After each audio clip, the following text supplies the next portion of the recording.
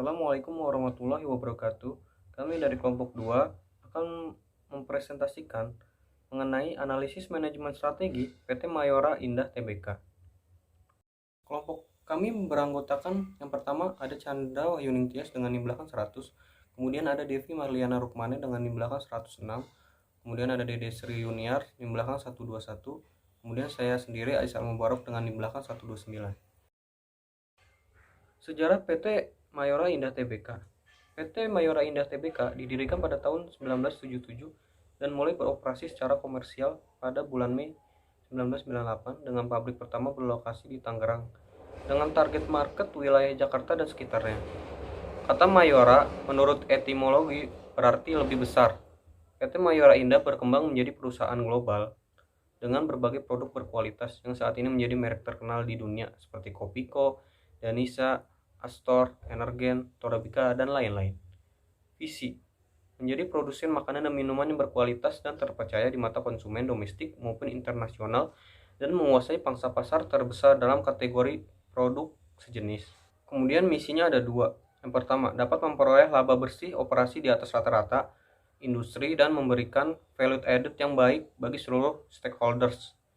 Kemudian yang kedua, dapat memberikan kontribusi positif terhadap lingkungan dan negara di mana perseroan berada. Strategi perusahaan di awal pertumbuhannya. PT Mayora Indah Tbk melakukan beberapa strategi untuk mengidentifikasi dan menemukan segmen pasar yang paling sesuai dengan tujuan dan orientasi perusahaan. Produk dipasarkan untuk semua kalangan pada segmen pasar domestik, dilakukan pengembangan ke semua wilayah, mulai dari desa, kecamatan, kabupaten, serta kota tanpa terkecuali. Sedangkan pengembangan pasar internasional berfokus pada segmen pasar dengan penduduk padat seperti Cina, Thailand, dan Vietnam dengan tujuan untuk meluaskan pasar. Selanjutnya, ada analisis SWOT perusahaan PT Mayora Indah Tbk. Analisis SWOT adalah analisa yang didasarkan pada logika yang dapat memaksimalkan kekuatan atau strength dan peluang, opportunity, namun secara bersamaan dapat meminimalkan kelemahan, weakness, dan ancaman, threat, menurut Freddy tahun 2013. Di sini ada strength dari PT Mayora Indah Tbk. Pemanfaatan perkembangan teknologi dalam proses produksinya, misalkan penggunaan mesin pengemasan biskuit dari Eropa. Mesin tersebut diklaim sebagai mesin yang mampu memindahkan ribuan biskuit dalam waktu 1 jam ke tempat pengemasan. Selanjutnya yang kedua ada jaringan distribusi yang kuat dan luas, mencapai tingkat internasional yaitu Malaysia, Thailand, Filipina, Vietnam, Singapura, Hong Kong, Arab Saudi, Australia, Afrika, Amerika, dan Italia. Kemudian yang terakhir ada adanya inovasi pada produk-produk sehingga menarik daya beli konsumen. Perseroan mampu berinovasi untuk memberikan produk yang sesuai dengan kebutuhan pasar. Selanjutnya ada weakness atau kelemahannya dari PT Mayora Indah Tbk adalah yang pertama, untuk memperluas pasar, PT Mayora kurang mengenalkan produknya melalui beberapa media diantaranya berita, acara, video, atau iklan. Yang kedua, terdapat bahan-bahan baku yang diimpor dari luar negeri. Selanjutnya itu ada opportunities atau peluang. Adanya dukungan yang kuat dari perbankan, perseroan mendapatkan dukungan keuangan yang kuat dari perbankan untuk mempertahankan kesempatan berinvestasi dan bertumbuh, sehingga tidak akan terjadi stagnasi pertumbuhan yang diakibatkan dari kurangnya atau terhambatnya peningkatan kapasitas produksi. Yang kedua, itu ada peluang ekspor terbuka lebar. Peluang ini menjadi kesempatan bagi perseroan untuk memasarkan produk-produknya ke berbagai negara, baik secara regional maupun internasional, sehingga adanya diversifikasi usaha bagi perseroan untuk tidak bergantung pada ekonomi satu atau dua negara saja. Yang terakhir itu ada peningkatan jumlah penduduk kelas menengah di Indonesia, merupakan target market yang potensial bagi penjualan produk. Selanjutnya itu ada threat atau ancaman perusahaan. Yang pertama, ancaman itu datang dari PT Kemang Food Industri dan PT Kemang Food Inovasi Pangan sebagai pendatang baru, tetapi perusahaan tersebut masih menguasai pasar dalam jumlah yang kecil. Yang kedua, ada pesaing yang cukup lama berpengalaman dalam industri makanan, kembang gula, dan biskuit, yaitu PT Danone Biskuit Indonesia, PT Arnold Indonesia, PT General Food Industry, dan PT Monde Mahkota Biskuit. Yang terakhir Ancamannya itu depresiasi nilai tukar rupiah terhadap dolar Amerika Serikat berimbas pada harga bahan baku produksi yang diimpor atau bahan baku produksi yang dibeli di pasar lokal, tetapi mengikuti harga pasar internasional yang meningkat cukup tajam. Selanjutnya yaitu ada pertumbuhan strategi perusahaan PT Mayora Indah Tbk. Strategi yang dipilih yaitu adalah strategi integrasi horizontal.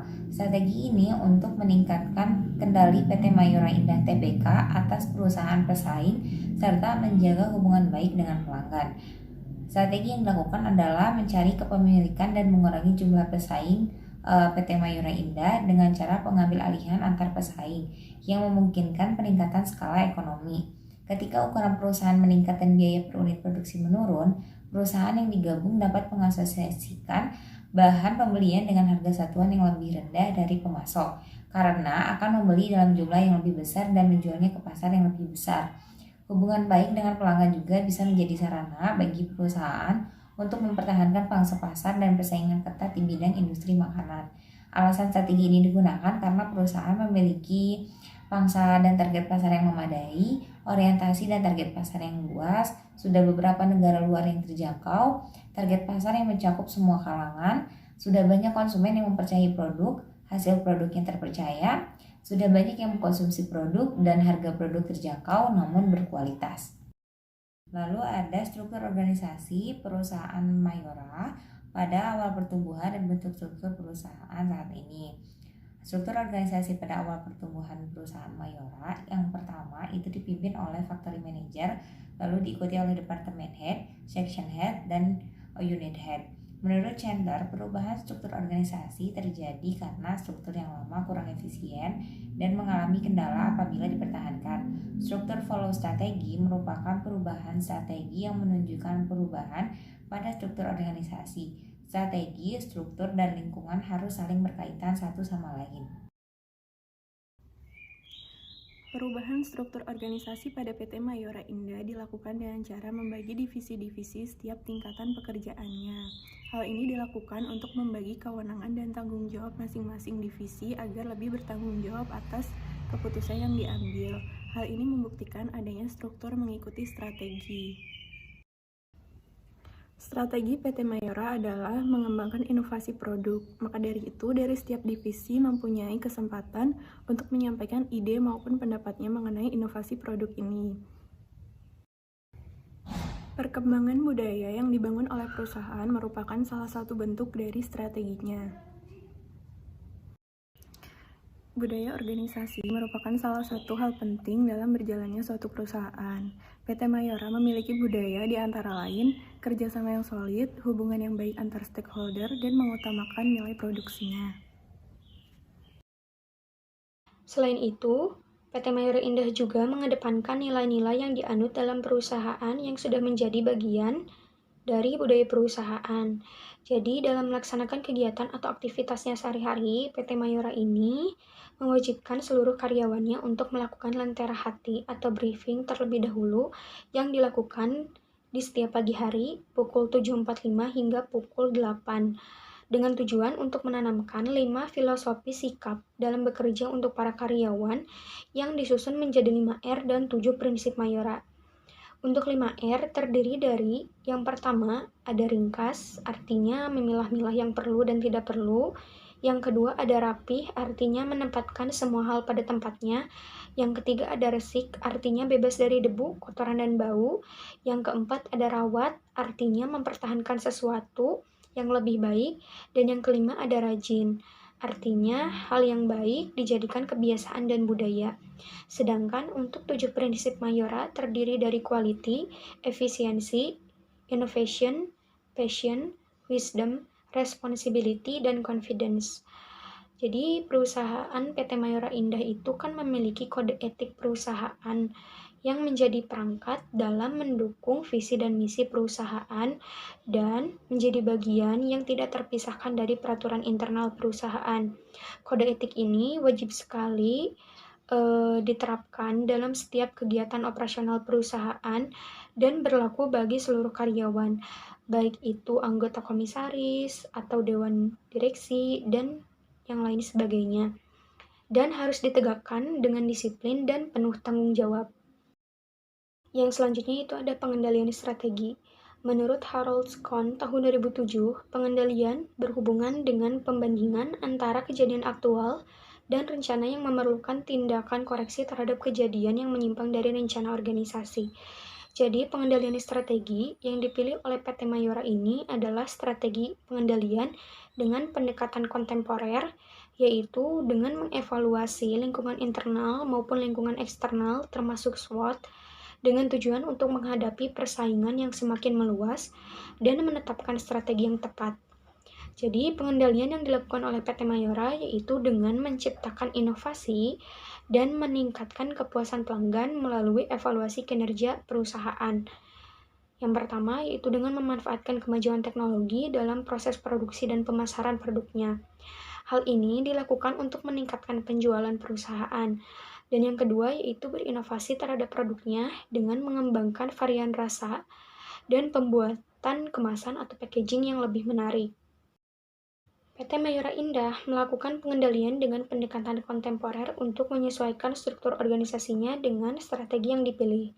Maka dari itu, dilakukan perubahan struktur organisasi pada kurun waktu tertentu dengan tujuan untuk mencapai tujuan perusahaan, yaitu untuk mendapatkan laba sebesar-besarnya dan untuk menduduki pasar sebagai market leader. Jadi, berdasarkan data penjualan PT Mayora Indah pada periode tahun 2012 hingga tahun 2014, mengalami kenaikan sebesar 20%. Dan pada periode waktu 2018 hingga tahun 2020 mengalami kenaikan lagi sebesar 31%. Hal ini dapat dilihat bahwa perbedaan tingkat kenaikan yang lebih tinggi setelah perubahan struktur organisasi pada perusahaan PT Mayora. Hal ini dapat dijadikan sebagai evaluasi perusahaan mengenai struktur yang digunakan, apakah sudah sesuai atau belum. Perubahan struktur organisasi tersebut digunakan sebagai strategi perusahaan untuk meningkatkan penjualan dan daya saing produk perusahaan.